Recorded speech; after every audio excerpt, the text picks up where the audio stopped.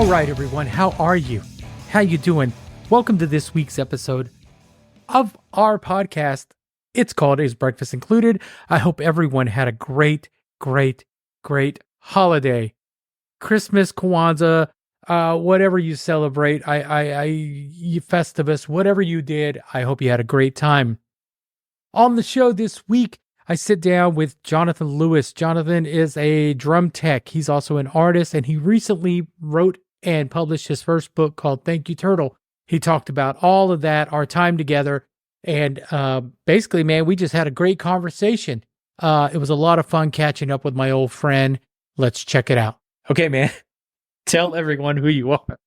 I am, well, you know me as Johnny, but I'm for my art, I go by Johnathan Lewis, which is my middle name. So, and that's Johnathan with an H, Johnathan. Yeah.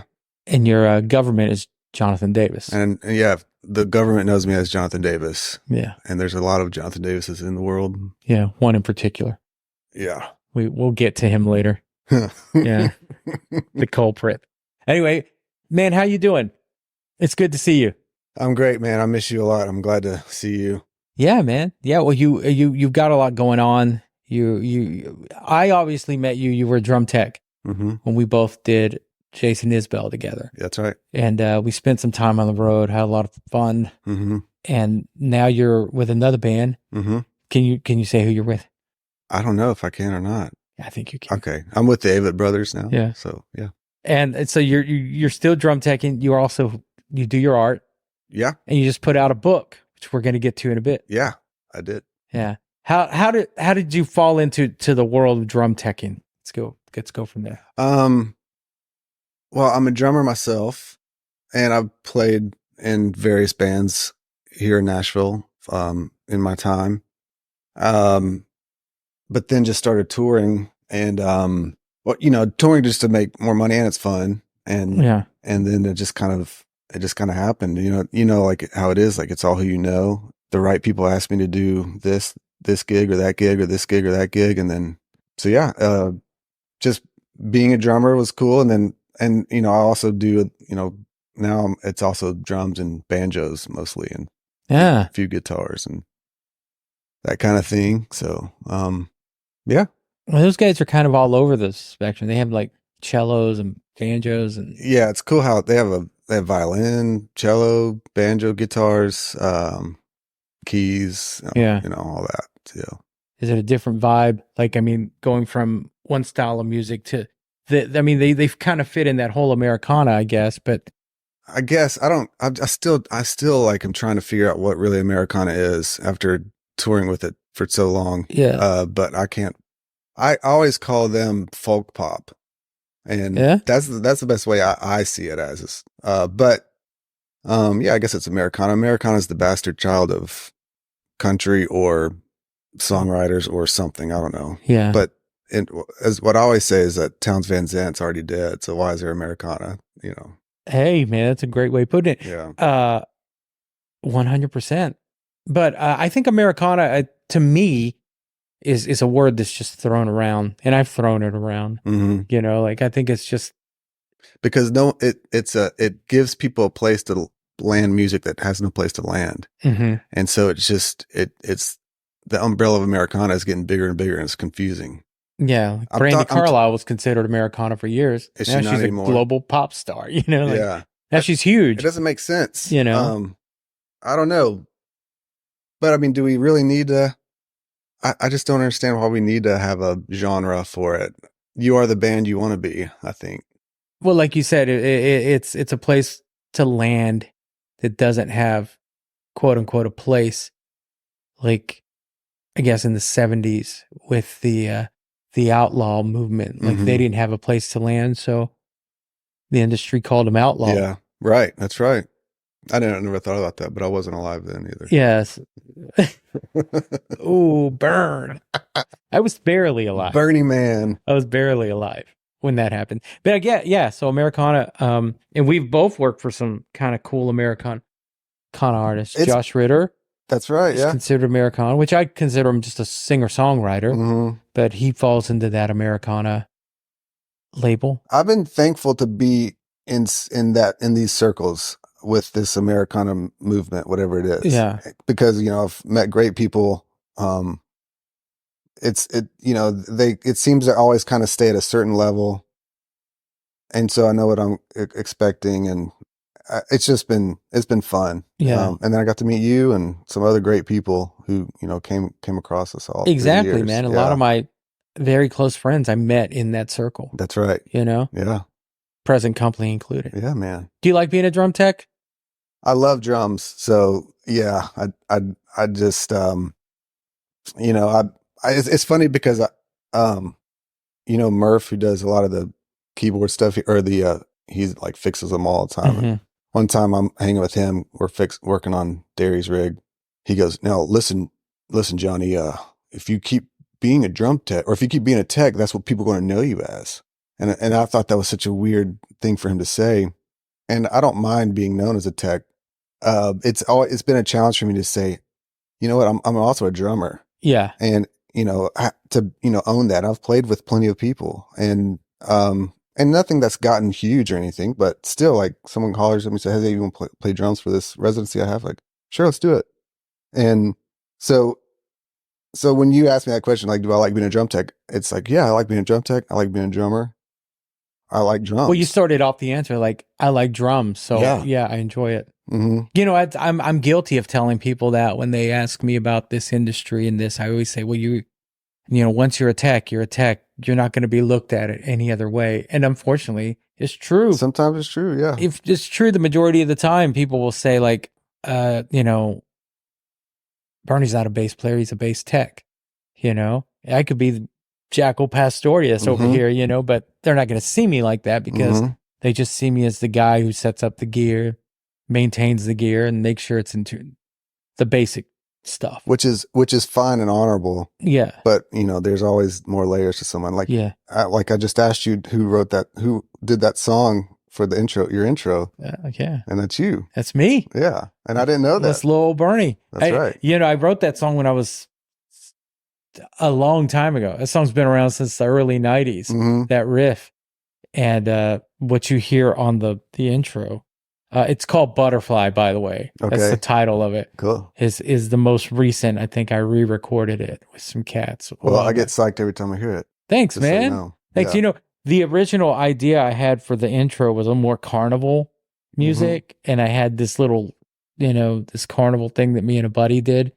And I played it for Lisa, who does this with me. She's like, no way. There's no way we're going to use that. And I think about it now. It's like, eh. And she heard that. She really liked that too. She goes, you should use one of your tracks. And I sent her that. She goes, that's the one. Cool. And then I sent her another one I did. She goes, no, we're settled. That's the one. So you can thank her. I would have never used my own music. Yeah. I'm glad you did. Because I'm very. Because you think you're a bass tech. But you're I'm a bass tech. I should have put like boom, boom. But you're really a musician. Like me tuning a bass, right? That should have been the intro. Yeah. Yeah. Yeah. But yeah, so thank you, man. Thank you for that. I appreciate that. I like it now. I can't hear the podcast without that intro anymore. Right. And so actually you can thank her for that because that was her idea to do that. I will. But back to you. You play drums, you're a drum tech. You musically, after I got to know you, man, you told me all about your background. Like, first of all, what I was pleasantly surprised to hear about you is you are from Nashville. That's right. Like born, raised in Nashville. You're a Nashvilleian. Yes. A real one. Yeah, I'm the real deal. Yeah, like everyone it's hard to meet someone from LA. Like we had this lighting kid and he's like, yeah, man, I was born and raised in LA years ago on a tour. And I was like, man, you're a real California kid. Like, that's it. Did you have music growing up? Like anybody in your family play music? Or is this something you gravitated towards? Oh, my dad, he came to Nashville to, I think, just write songs and get in that scene as a young man. And so he plays piano. Obviously he's like our father, and my mom always loves it when he plays, but he's very like humble about it, and he won't always just sit down and play. But he would wake us up in the middle of the night with his upright that we had in our little tiny house and couldn't sleep, and he would just be wailing and playing, and as if no one was in the house. And there would be nights I'd wake up in the middle of the night just hearing him play and singing, and that was always really just, it was special because you're waking up and you don't know what time it is, and you're half asleep, and you hear your dad in the other room just playing away like no one's there, and so he really encouraged and impacted the way I view music, how I play by ear like he does. He can read, but he mostly plays by ear. Yeah. So when I was interested in getting guitar, he helped me on all that, and so his just love for music and his encouragement is really what helped me just decide I wanted to play first guitar and then later drums and all that. Yeah. So yeah. Did you play drums out of like necessity, or did you want to play drums? Did you play? I played drums because in high school we had the one class I liked in high school was our guitar class, and I had Coach O'Shea as our guitar teacher. He was also our soccer coach, and he was a character. But he, through my high school years, we had guitar 1, guitar 2, guitar 3, whatever. And so by the time I was a senior in high school, I was a good guitar player, but I didn't know how to do leads and all that stuff. And there was already good guitar players in our little circle. And so when we would play in the pet band for pep rallies and stuff like that. Yeah. And so by the time I came to senior, no one, there's a guy playing bass already, and there's a guy playing lead guitar, and there's another guy that was playing rhythm, and Coach O'Shea would play rhythm. And then I just sat down on the drums and started playing. A whole bunch of rhythm guitar players. Yeah. And I didn't need to be another guitar player. So, and I was like, well, I'll try drums. And I'd been studying how drummers do stuff. I never had a kit, but I just, in my head, I just play with my pencils in class. Yeah. So when I sat down, it, definitely self-taught drummer, but it came kind of natural to me. And I'm not saying I rocked everyone's faces off, but I knew how to keep a rhythm and count and just try to keep the beat. And that's how I came into drums. And then, bought my first kit and all that. Yeah. Started bands. Yeah. And then start playing with my friends. And yeah. You told me one time you were in one of your first bands, you guys toured prisons. Yeah. No, that's a band I play in currently. Oh, okay. And so we, it's called High Side Music. Yeah. There's about 5 of us in this group. It's more of just a collective group of people that, our main objective is just to play for prisoners. And you'll never see us at a club playing at a club or at some venue playing at a venue. We're playing for inmates. And so, yeah, that's still going on. And, we played Death Row last year here in Tennessee. We've done that a couple times, and yeah. What's the response to that usually like? Do they appreciate you coming to do that? Oh yeah, man. I mean, an inmate sitting down and being able to forget where they are for an hour is kind of our goal. And also our goal is a lot of healing, if there is healing that they need. And I'm not talking about laying hands on, just sitting there and let the music take over. Yeah.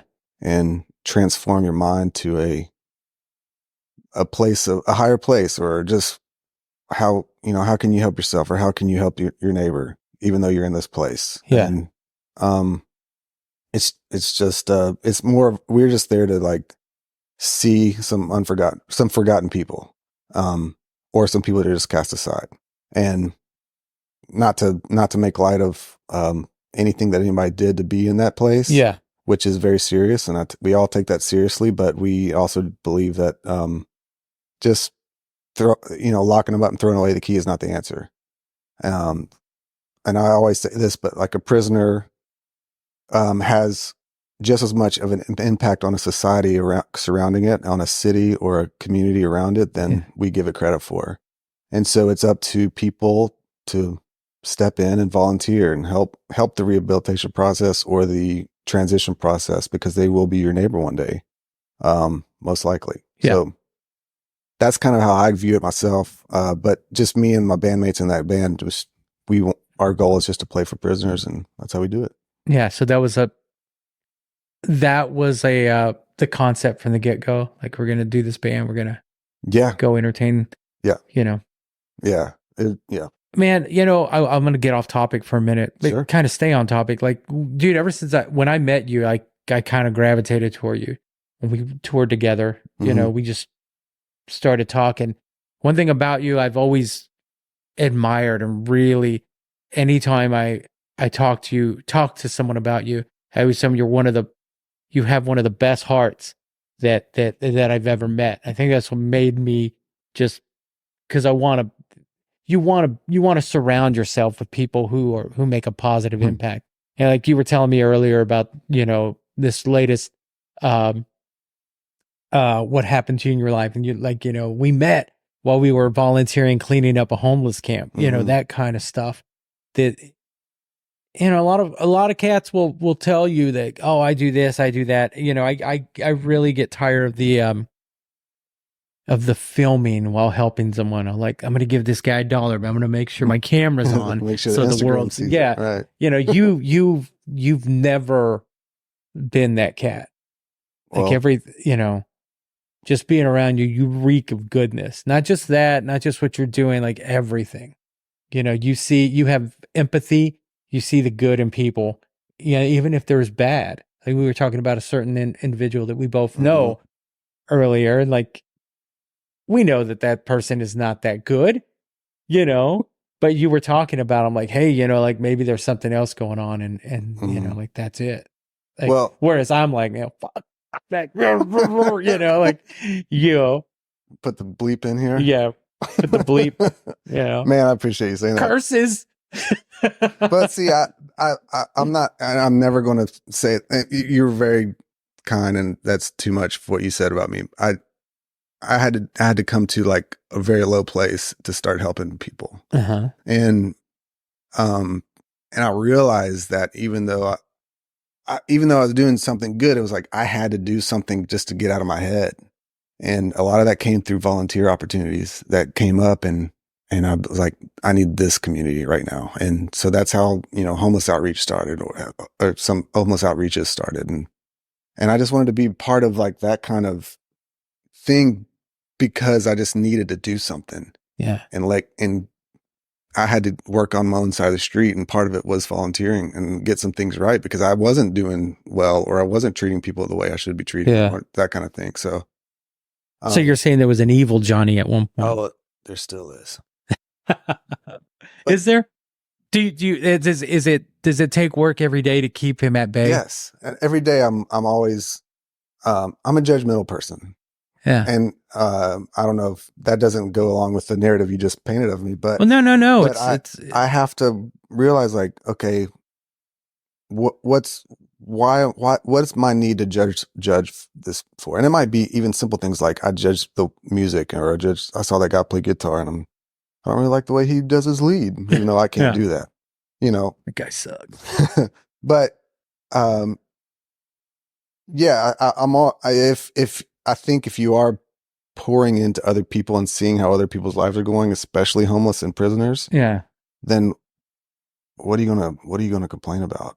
And I know, right? You wake up free every day. You wake up with a roof over your head. Like, people have it worse. And it'll take one event or one bad mistake to put you right there. Place. And and a lot of people don't see that, man. A lot of people don't see that when, you know, the easiest way to put it, like someone will say, like, I'm one paycheck away from being on the streets. That's true. And people don't see that. People don't see the opportunities, or the what is the word I'm looking for lack of a better term, like the conveniences they have in their life that they complain about every day.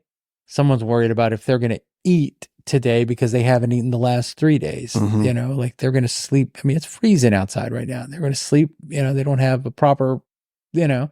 Yeah. Meanwhile, I'm like, oh, I'm going to get another hoodie because this one's faded. Yeah. You know. So yeah, man, I think the way you see things is very admirable. Well, also, I just want to add to that. Like, I don't have a lot of resources just to like give. I do give when I can, but a lot of people just need friends. Or just need someone to talk to. You give your time, man, which is the most valuable resource. It's the most valuable for me too, because I'm a time spent kind of person. Yeah. That means a lot to me. Having an ear and just listening, and then creating a relationship is part of why you need why someone should volunteer. Yeah. And maybe not ready for that. That's okay. But to me, that's my ultimate goal, is just to be a friend. Fair enough. So yeah. It's cool, man. Wow. It's a transition from there to something else. I could talk to you about this all day, but I did want to talk to you about some other stuff. One thing you said, to go back to your drumming, one thing you said earlier about, like, I'm a drummer. I love drums. Like, what I like about you is your idea, like, I'm a drummer. You don't have to be a drummer that's touring the world or doing this to be like, you're like, hey, I'm down to, somebody calls me to come fill in, I'll come fill in. I'm a drummer. I also work on drums. I work with a guy right now named Don McCauley. He was Charlie Watts' guy. He now looks after Steve Jordan, and he's on the gig that I'm on right now. Yeah. And every time we get a break, he's like, oh, I went and did this gig here. I went and did this gig. I did this gig at a coffee house. Like, playing. All he wants to do is be around drums, whether he's playing or teching or repairing or building. It's his whole life revolves around drums. And to me, it's like, I don't go home and work on guitars. I don't. People will call me and say, hey, man, can you do this? Like, I don't really want to. And mainly that's a confidence thing. Like, I don't want to mess up somebody's guitar. I don't want to scratch it, like, or that. But that being said, I still want to work on guitars. Yeah. Like, I like playing guitar, and I'll strum at home, and I could strum the same chord for an hour and I'm happy, but I don't want to work on them. But it is different to work on them. I don't want to work on them when I'm at work. Yeah. I mean, it's fun to be a tech because you're playing a small role that's not going to be like publicized on what you're doing. Yeah. If it's fixing it, or if it's tuning it, or if it's but just handing it off. But you know that you're part of it. You're part of it, and that's enough. You know. But also, like, you have to go home and strum guitar and play drums because you have to have a creative outlet. Yeah. All the time. And, and it doesn't. You can call yourself a tech but still be like, I'm a guitar player. I'm a drummer. Yeah. So that's cool, because when people ask me, I just say I'm a carny. I'm a roadie. Right. I never refer to myself as a guitar player anymore. Maybe you should. Maybe. I'm saying that as a challenge to myself to be more, because I think I've been, not to be dramatic or a victim, but I've been put out of bands, or someone else recorded that part instead of me, or whatever. And it was hard for me to, like, really own, like, I'm still a drummer. And you know what? I'm a damn good drummer, and being okay to say that. Yeah. And so, it's the same with art. Like, yeah, I'm an artist. I'm not making millions on art, but I'm going to own that I'm an artist. I had a few conversations about the imposter syndrome. Yeah. And like, we don't need to live in that plane. So if you're a drummer, say you're a drummer. And if you're an artist, say you're an artist. And I'm saying that as a practice to live that way, and to own it. So, and I get it, man. I guess my imposter syndrome, which I didn't know that was a term till a few years ago. I didn't know what it was. It was just one of those things that I feel like I don't deserve the things I did because of the things I've done. Like you, I have a past that I wasn't a very nice person. No, I think I'm a good guy. I think I'm a good dude. I try and put good out in the world now, but there was a time when I didn't. There was a time when I hated everybody. I just very dark. Nobody wanted to be around me because it was just like, meh. Yeah. I was like, that one character from the Anthill Mob. We're all gonna die. It'll never work. You know what I'm talking about? No. Okay, there's my age showing. The Penelope Pit Stop Racer X. There was all these gangs, and the Anthill Mob was one of them. I don't know any of this. Oh, well, you'll have to look it up. All right, I will. Anyway, there's always one cat going, "We're doomed." That was me. Nobody wanted to hang out with me. So I've had to. So it's hard for me to accept things whenever something good is going on. Like, it's all going to end. Like, I don't deserve it. But then again, I think I do deserve some good, because I don't know. Well, some people would argue with you. There's always a place for redemption, I think. And or sometimes it's I'm trying to think of another way to put it, like a making of amends, you know, and the atonement. The atonement. Yeah. There's like even the 12-step language, like people might not be able to say I'm sorry for the way I live my life, but they say you're sorry by living a better life or giving in another way. Yeah. And I, even as not, I'm definitely not a perfect person. What I'm trying to do is atone for the bad things I've done. Like, for example, I love my brother. He's my hero, but I was a terrible older brother to him. And I've made my apologies to him. And one time I said that to him and he goes, you know, you've apologized to me before. You don't need to keep apologizing. I was like, all right, I won't. But one way I'm trying to make atonement for it is to be the best uncle to his kids that I can be. And, that to me is like how I'm going to take whatever I did that wasn't great and put it back in as good, you know? I don't know, man. Yeah. Yeah. I can relate to that. Although, like, I think some people would say I'm an extrovert. I happen to think I'm an introvert. Mm-hmm. Like, we work in this industry where we have to be around a lot of people and we have to like, hey, what's up? Yeah, you know? Right. But when I'm home, I don't want to do that. Mm-hmm. I don't want to be around people. Yeah. But man, I've learned a lot from the way you treat people on the road and how you handle yourself and stuff. I'm always looked up to you in that way. Thanks, man. I appreciate that. Yeah.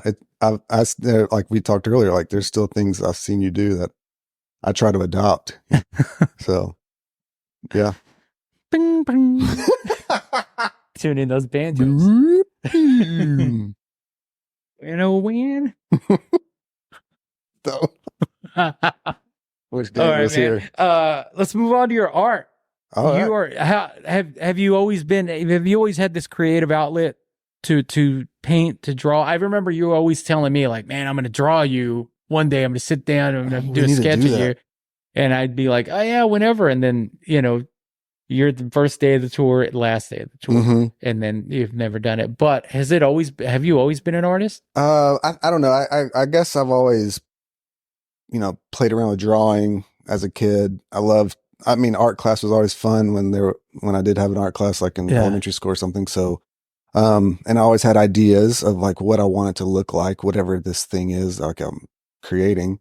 So, and you know, when I was a kid, I would just draw my baseball cards of these players, maybe, you know, just draw them in a cartoony kind of way. And then I had my math teacher in 6th grade, like really encouraged me to keep doing it. And so I just kept doing it and then got to high school and had a really good art teacher for Art 1, my freshman year of high school. And she really like inspired me to keep doing it, and then taught me technique and stuff. And then as I became an adult, I had a mentor who really poured into me also, that, you know, pulled me aside one day, and she was that's one of her pictures right there. Okay. Yeah. I was looking at that. Mary Lou Smith. Yeah. Mary Lou Smith. And she pulled me aside. She's a close family member. Yeah. She's not my part of my family, but she felt like she was like a grandmother. Okay. And she grabbed me one day and said, you need to keep doing this and don't play around. Just do it. Yeah. And that's when my eyes opened. I was like, all right, I'm going to do this. And I wasn't making great art. Yeah. I just needed to be intentional about it. And so I guess it's always kind of been there, but the steps it took for me, I was an adult, in my 20s before I decided to really take it seriously. So that's funny you say that. I just watched a movie called Armageddon Time, and the movie has nothing to do. I guess the kid's art is a small part of the movie, but Anthony Hopkins, I believe, is the grandfather, and the kid draws him a superhero, right? And he's so supportive of this kid, his grandson, and he says, you know, he gives it to him and he goes, well, sign it, because all the great artists sign their art. And then he's like, if you're going to do it, be the best at it, you know? And it's not even a part of the movie. Like, that's not what the movie's about. But that part always stuck out to me. And it's funny you said that. That's cool. Somebody said, like, if you're going to do it, do it. Yeah. You know? And that seems to be the general consensus. Like, if you're going to do something, be the best at it. Do it, man. Be the best you can be at it. If Mary Lou, I don't know if I would be taking it seriously today at 43 years old if Mary Lou when I was 23 didn't say, Then say, do this. Do it. Yeah. Yeah. Take this seriously. Make something great. And I've seen your art, man. I've seen it. You know, it's really good. Thanks. That sketch you did of me was amazing. I didn't do one yet. I know. But no, I've seen it, and I've seen, you know, on your social media, you know, when you put it up. Do you sell your art? Yeah, I try. My goal is to not have it be sitting in. This is my studio right here. Like, it's for it to get out of there and stay out of there. And so, as it. Do you ever show it at galleries and stuff? Do you ever do any of that? Occasionally. Right now I'm trying to figure out how to do just a DIY show somewhere, and just kind of take a couple days and put it up. I got a bunch of new paintings in there, and I'd like to get out in the world. Yeah. And so just, I mean, I'll show it as I can. So yeah. Do you call yourself a drummer? And you say it with confidence too, which is very, it's refreshing to hear that, because like you talk to someone like me and I'm like, I do this, like, and I always follow it up with like, but I'm not that good. You know, like I try and keep your expectations very low of me, you know, that because they are my expectations of me are very low. So it's very refreshing to hear somebody, you know, that I guess you have to have that attitude that like, hey, I'm an artist, and I always tell people, like, I don't care if you like me, I like me, which is the same attitude you're taking. I don't care if you think I'm an artist. I think I'm an artist. Well, I'm trying to come at it with confidence, because I take the same way you do. I take the same road you do. Like, I'm a drummer, but I'm not that good. Like, well, does anybody want to hear me play drums? Then, like, I'll never get to play with somebody if I say it like that, you know. Or I know that I've done gigs that I haven't played great drums, or I've painted pictures that I'm ashamed that I painted because they're terrible. But I guess what I'm saying is I'm still going to try to, whatever I paint, be able to put it on my own wall. Yeah. And so that's my goal. And same with drums. I'm going to play that in a way that's like, if I was sitting in the crowd, I would be like, that was awesome. That was fun. Yeah. Or I respect him for these reasons. Yeah. By the way this drums sound, or the way he stayed out of the way, or whatever. Do you find yourself sometimes just sitting in front of your canvas, like not knowing what to do? Oh yeah. And that's usually at the beginning, but yeah, definitely. You know, yeah. What's the longest you've ever sat in front of a canvas before you either got up and walked out, or just said like, this is, you know, 30 minutes, 40 minutes. Yeah. And sometimes I just avoid that studio, because I can't get over whatever block I'm putting in my head. Yeah. But the hardest thing to do is start the painting. And after you start it, then you're on a roll. But that's really is the hardest part, is the first thing you put on it. And so I'll just, I'll pace back and forth, or just act like I'm doing something else, go wash my dishes or do something. And then finally it's like, all right, just do it. And then you do it and you start it, you know. It's funny you say wash your dishes. Off topic. I do a lot of that. Years ago, I lived in Denton, Texas, and one of the first bands I auditioned for, I learned their songs. And in the middle of one of the songs, it was a husband and wife band. They had friends. She was a singer. He was the drummer, I think. In the middle of the song, she went and washed her dishes. And to this day, this was in 91. And to this day, I think, I wonder if that was the sign, like, this guy sucks. Oh. It was like, if I go wash dishes, that's not the guy. That's not our guy. You know? No, sometimes the dishes need to be clean. I think the band was called Chet Arthur or something like that. Terrible band. Anyway, back. You should look him up and ask him that. When you say, you know, whenever someone says wash dishes, I triggers that memory of that guy's wife going to wash dishes. I should have said made my bed or something. Made my bed, yeah. No, but yeah, sorry, man. I'm just. But I ask that because I don't have a creative outlet. I don't think. And I know that I'm very self-deprecating on myself, and then I tell you that I think I have this belief, like, I don't care if you like me, I like me. I do like who I am. It's taken me a long time to because I know that a lot of this conversation is me being like, I'm not good enough, but I am good enough. I'm very self-deprecating, which those are two totally different things. But it took me a long time to get to the point where I like me. Like, it's really, I do say that, like, I don't care if you like, I like me. Yeah.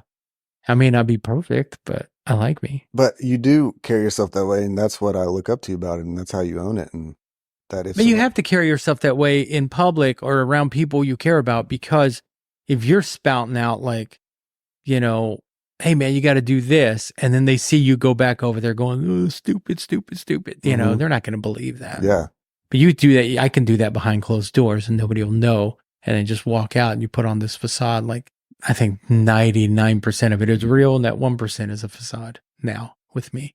Yeah. Isn't that amazing that like you figured that out? Yeah. It used to be like, I would be that guy. Like, if I make somebody laugh tonight, they're not going to know I'm hurting, you know, but now it's not like that anymore. I don't know. I don't know why I went on. Yeah. But see, what I have to say that is people want a genuine person. Yeah.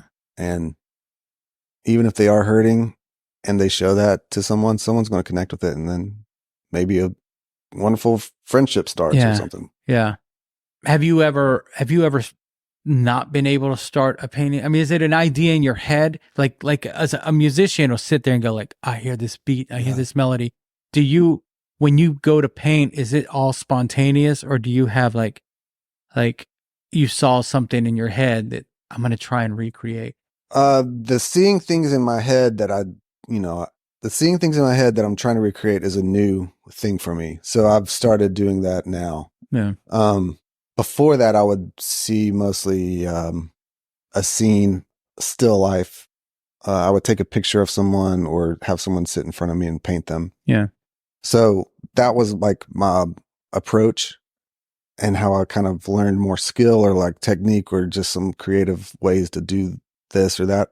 And then forever I had this idea of an abstract painting in my head. And I finally started doing that a few years ago. It's like trying to find that painting that I had in my head. Yeah. And out of that came a whole bunch of other paintings that were the first attempt at it, but didn't really reach it. And then I think I've made that painting that I've had in my head. Yeah. So yes, I do have this like idea of what I want it to look like. And so, yeah, does that answer your question? Yeah, it does. So yeah, I used to kind of do more of just a still life kind of vibe on how I create, but now it's more, I got weird shapes in my head. Let's see what they look like right here. That's cool. Yeah. Because I'm not a creative person like that. So I'm always intrigued to ask people like what, their approach, their method.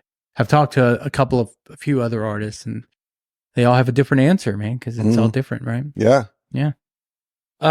You just put out a book. Yeah, I did. First book. Yes. What's it called? What's it about? It's a book. It's called Thank You, Turtle. I don't remember when I came up with the idea to do it a few years ago. But I kind of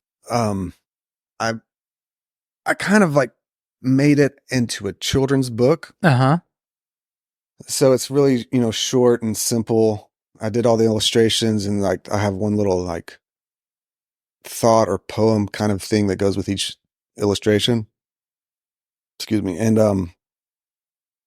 so yeah, I always say children's book, but my point is I've had a lot more adults kind of connect to it. And even myself, it's things I've connected to as an adult. Yeah.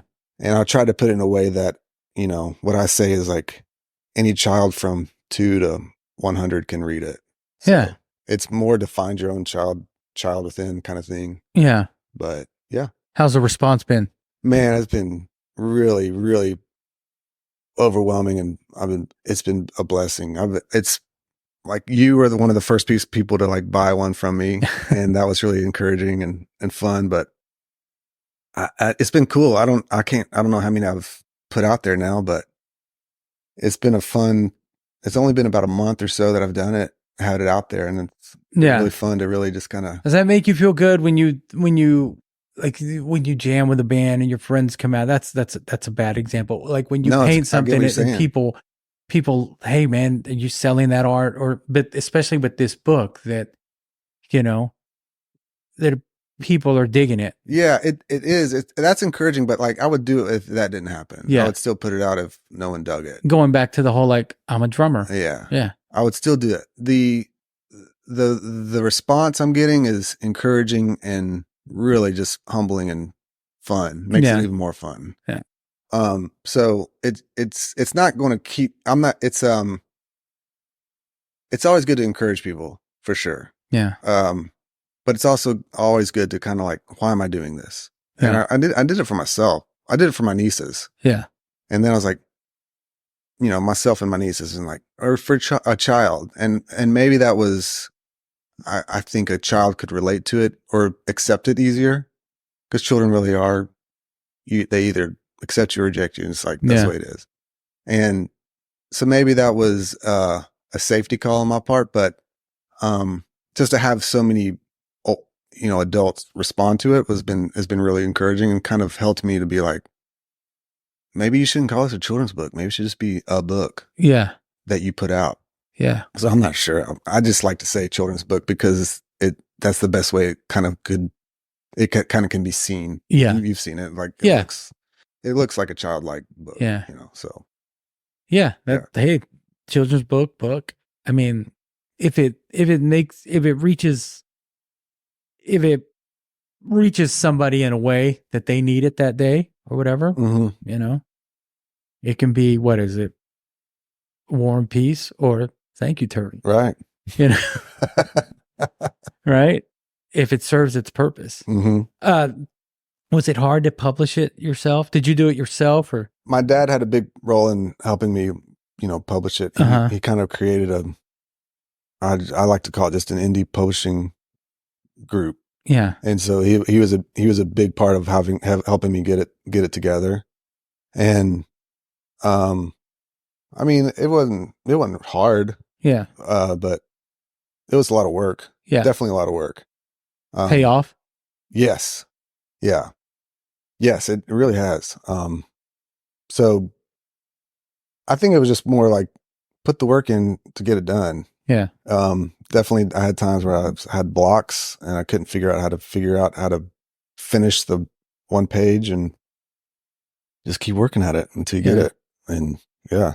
When you do something, when you accomplish something like that, and you remember when you started it to the finished product, to holding it in your hand, is there that sense of like happiness, pride, or do you look at it and go, "Oh, I got to do this now"? Like, can you take a moment to really enjoy your work? Yes, but I'm already working on my next one. Yeah. So if anything, it's pushing me to do the next one. Yeah. And I have a vision of like a series of these. So I don't know how that's going to turn out, but I'm already starting the next one. But I mean, I don't know. It's been kind of just so fast that I haven't really sat and appreciated it really. Yeah. You know, and I have a box of them in there, and I just grab a few more if somebody wants one, and then, you know, make a sale here and there. And yeah. I've been doing this all myself, and I don't like doing it all myself. I'd rather not, but it's the way it is right now. Yeah. So that's kind of just kept me from just sitting with it. So, and I haven't really done that. So maybe I should, you know. Yeah. But also I'm still creating and moving on to like what I can do next. Yeah. So, yeah. Yeah. I think if you stop and admire it for too long, it might make you a little, man, I'm having a hard time finding the words today. A little, like, all right, it's done. I can take a break now.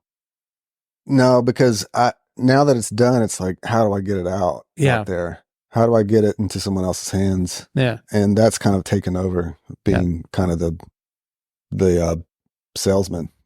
Do you carry them with you everywhere? I've started. Have you put them in any like local places here in Nashville? Have you tried that? It's all been just friends that want one. Do you plan on doing that? Maybe walking in going, "Hey, can I put my book in here?" And I don't know how to do that. That might be beyond me. Yeah. I've thought about it, but that does kind of overwhelm me. Yeah. That makes me a little standoffish. But yeah, I saw you sit up straight when I asked you that. You're yeah. like, oh man, can't relax when I answer this question. Right. You got to go. I don't have a good answer for you. Yeah, I don't know. I don't know how to do that next, but maybe that's the next move. Yeah. You know, Could be. It could be like an indie band, you know, like, hey, carry yeah, our thing, you know. it'd be cool to not do it myself. Yeah. I would like that. And if someone wants one, it's like, yeah, go to this bookstore. They're there. So yeah, I might, yeah, maybe it's motivation to not have to be a salesman. But Yeah. it was really cool to put it out and then, you know, have a response. You responded. A lot of people responded, and within that next week, I was sending them out, and that was a really cool accomplishment. I think my first like group of them that I put in the mail was like 12. Yeah.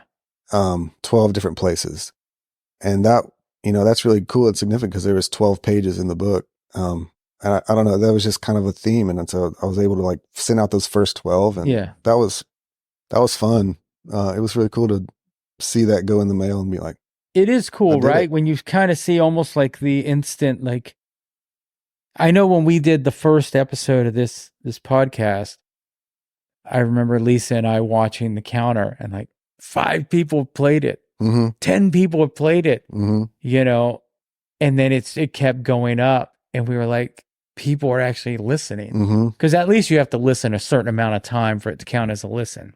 Yeah, so it's kind of like, it's exciting, isn't it? Yeah. So those first 12 people, you know, you're like, wow, you know, and they could be friends, but then the next 12 come through and you're like, okay, there's something really cool about this. Yeah. And your guests have been so diverse, and like from musicians that I really care about to musicians who don't care.